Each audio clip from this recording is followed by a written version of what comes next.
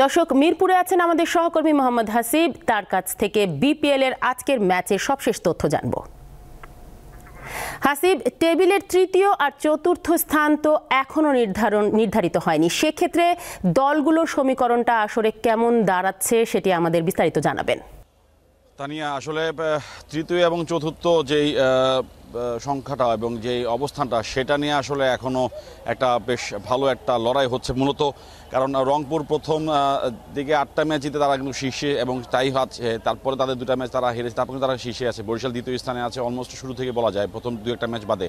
অর্থাৎ প্রথম দিকে তারা 1-এ ছিল, তারপর 2-এ চলে আসছে এবং সেটা কিন্তু তারা কন্টিনিউ করতেছে। কিন্তু চতুর্থ যে স্থান সেটা আসলে কখনো কখনো খুলনা পাচ্ছে, কখনো রাজশাহী, কিংবা কখনো আপনার চিটাগং কিংসও পাচ্ছে। এটা আসলে একটা বড় একটা বিষয় হয়ে দাঁড়িয়েছে। দেখেন, এখন যে ম্যাচটা এখন চলছে চিটাগং কিংস, আজকে তাদের 10ম ম্যাচ, অর্থাৎ আজকে ম্যাচটা বাদেও তাদের হাতে আরও 2টো ম্যাচ রয়েছে। পাশাপাশি হচ্ছে রাজশাহী 12টা ম্যাচ তারা খেলে ফেলে, তারা কিন্তু 6টা জিতে, তারা কিন্তু অলমোস্ট 3-এ রয়েছে এবং খুলনা কিন্তু আরও 2টা এবং কালকে কিন্তু খুলনা খেলা আছে।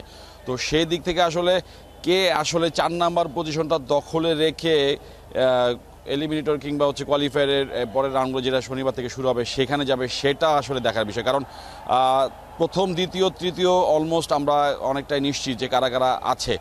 চতুর্থ যে হবে সেই যাবে হচ্ছে কোয়ালিফায়ার ম্যাচ খেলতে। তো সেদিক থেকে অনেক বড় একটা সুযোগ আসলে কিন্তু থাকে হচ্ছে চিটাগং কিংস এবং খুলনা টাইগার্সের। তানিয়া, আপনাকে ধন্যবাদ।